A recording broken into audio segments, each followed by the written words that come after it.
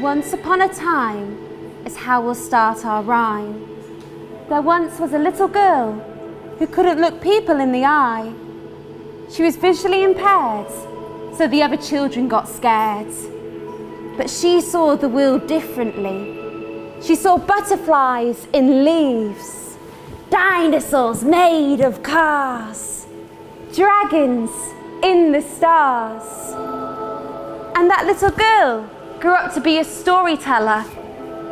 And that storyteller is me. Blonde hair, glasses, a navy dress covered in crayons, chunky trainers, and a story to read. And in these stories, we can all belong. Don't be afraid of not fitting in. When we are true to ourselves, our stories begin.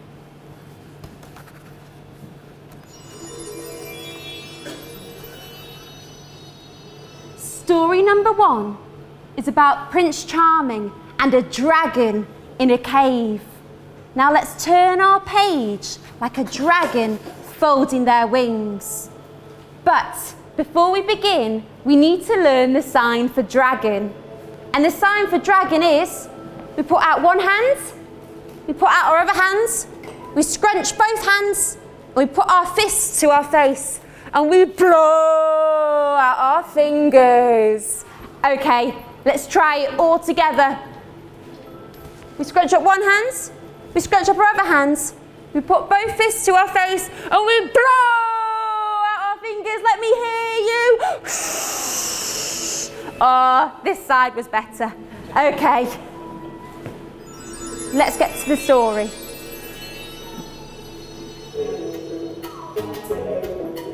Prince Charming, with his dark eyes, black hair and olive skin, dreamed of being a vet and having a dragon as a friend, maybe even a pet.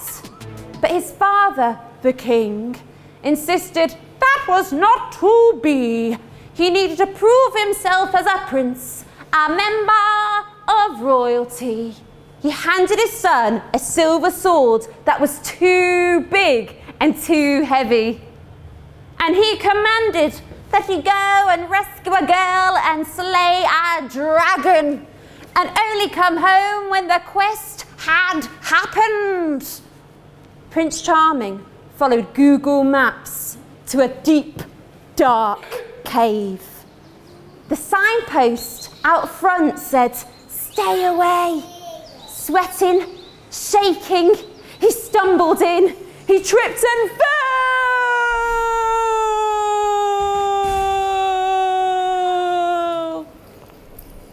What a way to begin. The glittering, grumpy, golden dragon opened one beaded eye and let out a weary sigh. The prince looked away, embarrassed how he lay, crumpled on the cold cave floor. "Oh, come on, boy, get up, at least try and fight," "Ho, ho, ho, ho," said the dragon in a big, booming voice.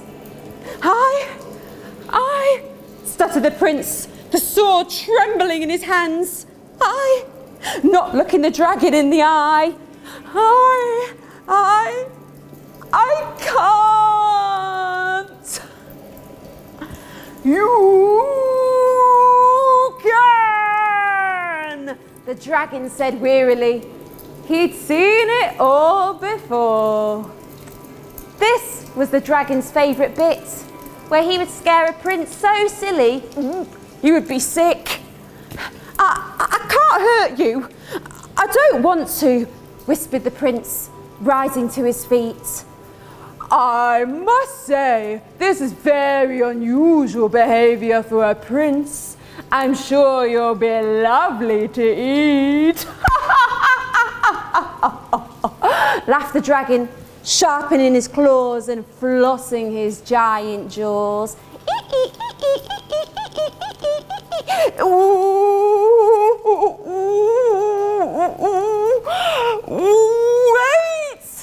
said the prince, clearing his throat. You are part of an endangered species and quite rare. You're the top of the food chain and you need to stay there. But it's my dad. He's disappointed in me. He thinks I should be good at everything, you see, when actually I experience the world differently. He sees it as a curse, including my stims. He thinks, if I get a girl and slay you, I might fit in. Sorry. Fascinating, purred the dragon. I've never met a human like you before. Well, actually, 1 in 100 children have autism like me in the UK. So, I'm not that different really. Anyway, I've always dreamed of being a vet, and yet here I am. And I really don't want to hurt you, but that's what I've been told to do. Prince Charming. Call me Nico. Nico smiled, his round glasses falling off his nose.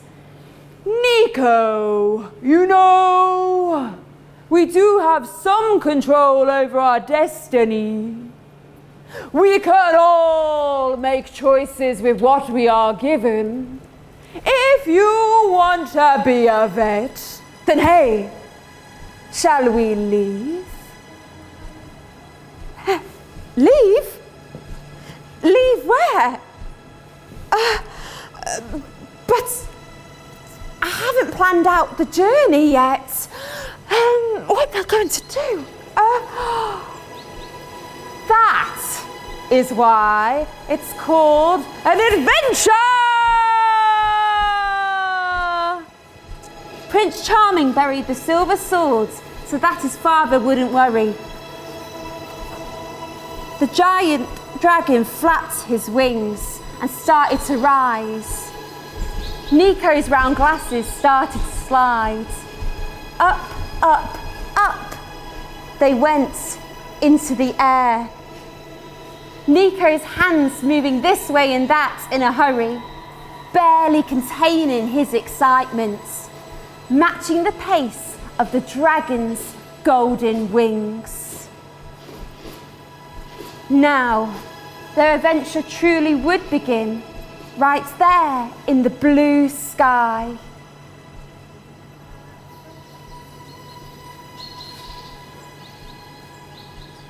Sometimes, doing what's right for yourself is important.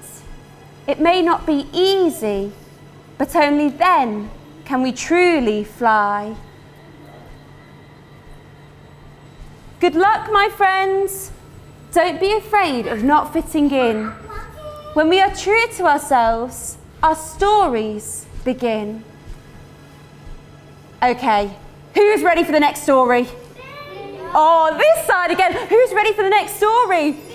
Yeah. Story number 2. This is a story of what happened when Red Rose met a big brown bear in the woods just outside of Blackpool. But first, we need to learn the sign for bear, and I want to see which side does it better. Okay, we scrunch up one hand, we scrunch up our other hands, we put our arms across our chest, and we tap 2 times. Who remembers that? Okay, this side, show me. Scrunch up, that's it. Arms across our chest, and we tap 2 times. Lovely, okay, this side, show me. So we scrunch one hand, we scrunch our other hands, we put our arms across our chest, and we tap 2 times. Okay, who can do it but really quick? Are you ready? Oh, this side, I feel like this side's stronger. I'm gonna count you in. 1, 2, 3, go! We'll call it even. Okay, let's get back to the story.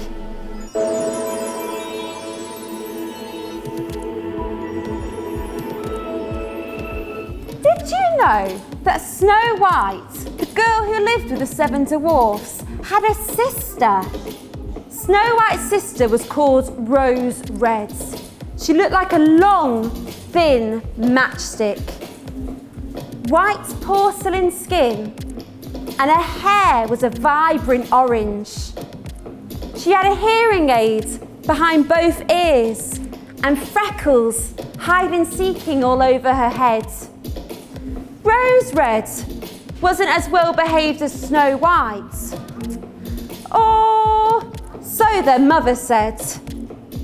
She often struggled tying her stringy, stroppy shoelaces, and her mum would begin to whine.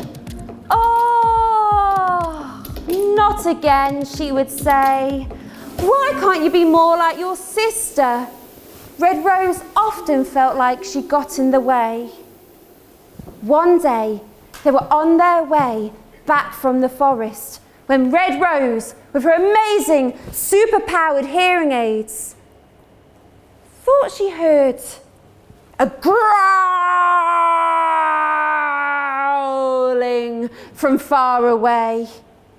Did you know that digital hearing aids can be programmed using your computer? "A bear!" shouted Red, and she ran in the opposite direction, Snow following behind. "Wait!" shouted the brown bear. "I'm not growling at you. It's me hair. It's stuck in the thorn tree." Red went closer to see. The bear was indeed all tangled up. "Here, let me set you free." Rose brought out her emergency craft scissors. She was prepared for any eventuality, and she cut that bear loose. "Thank you so much," said the bear. I must find somewhere warm to stay for the night. I'm sure we won't mind if you come home with us," said Red. So, the bear, who remembers their sign, the bear followed the sisters home.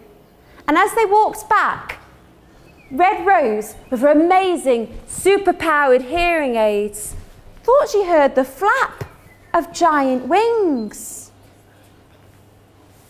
"Can you hear that dragon?" said Red. "Oh, don't be so silly. I think it's time for bed," tutted the bear. "Hi, girls. Goodness, is that a bear?" "Hi, my name's Toby, and I'm looking for somewhere warm to stay for the night." "All right," said Mother. "You can stay as long as you don't bite." But Toby was so well behaved, and he played snap with the girls till bedtime. And in the morning, the family awoke, and the front door was wide open. "Why did Toby have to go?" cried Snow. "Sometimes, when you love something, you must let it go," said Red Rose, matter-of-factly. "We all must be true to ourselves." "Good luck, my friend! I hope we see you again!" shouted Red through the front door. And the bear was indeed back with his family, sat around the dining table, enjoying a steaming bowl of porridge. Story number 3. This is a story of what happens when Rapunzel's lift broke down in an urban northern town. Now, who's ready to learn the final sign?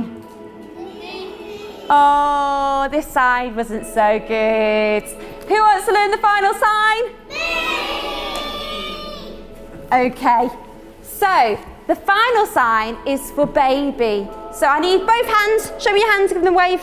Okay, we need to put one hand over our other hand, as if we're creating a cradle, and then we need to gently rock side to side. And we can even talk to our baby. Goo-cha-goo-cha-goo. Okay, who's going to show me their baby? Can I see your babies at the front?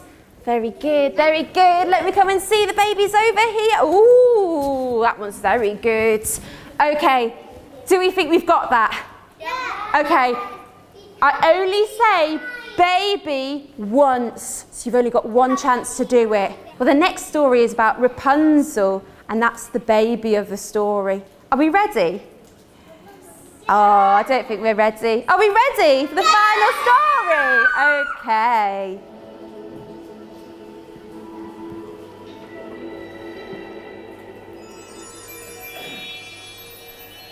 There once lived a man called Darryl and his wife Sue.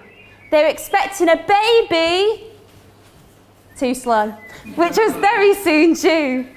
They lived on the flat on the 16th floor. 3 weeks late, a baby Rapunzel was born. With a spinal disability caused by the spinal cord forming improperly, Rapunzel's back arched like a graceful bow. Sue and Darryl were delighted as can be with their new baby and went out to buy her an adapted buggy. I lied, it was more than once. Nearly every day, the only lift would break down.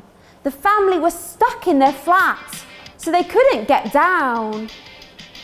Rapunzel grew up to be a teenage punk.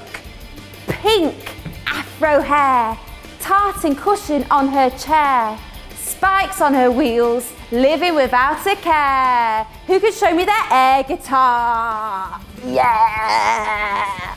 Woohoo! But nearly every day, the only lift would break down. Rapunzel was stuck in her flat, so she couldn't go to town. She would stick her head out the window and look out at the people walking about, at the landlord whizzing about, parking in the disabled spot again.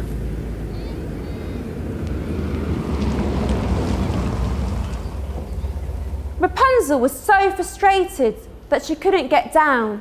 She used paintings to let her feelings out. Her paintings were in all the galleries in town. If only the landlord would start revving around and fix the lift.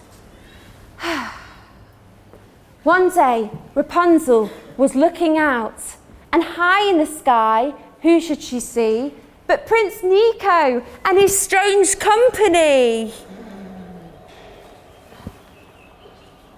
Rapunzel waved frantically.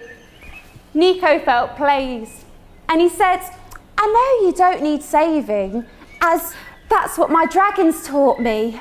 I'll leave you be. No, shouted Rapunzel, don't leave me be. I don't need saving, just some accessibility.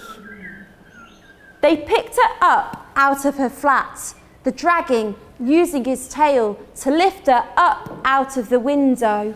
But down below, on the ground, together they hatched a plan.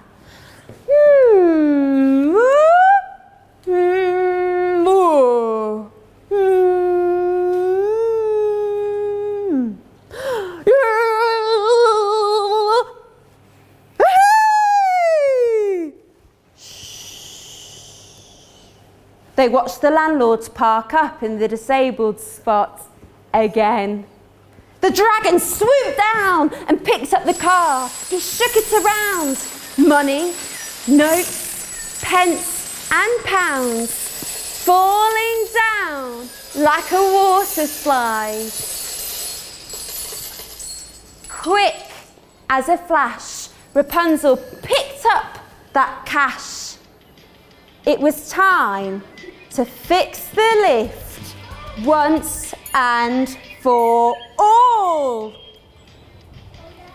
They even had money left over to throw a fairy tale ball. And at the party, there was the dragon. Who can remember the dragon sign? Let me hear you. Oh, okay. Let's try this side over here. Let's hear this side over here. Not bad, not bad. There was also the bear at the buffet. Who can show me the bear? Amazing. Okay, over here, who can show me their bears? Very good. Okay, and finally there was the baby. Show me your baby. Grown-ups included. Okay. Now it's my favourite part, because it's the air guitar again. This is how our fable stories ends. Good luck, everyone. It was lovely meeting you. Remember, don't be afraid of not fitting in. Celebrate each other's differences. Be true to yourself and let your stories begin. Thank you.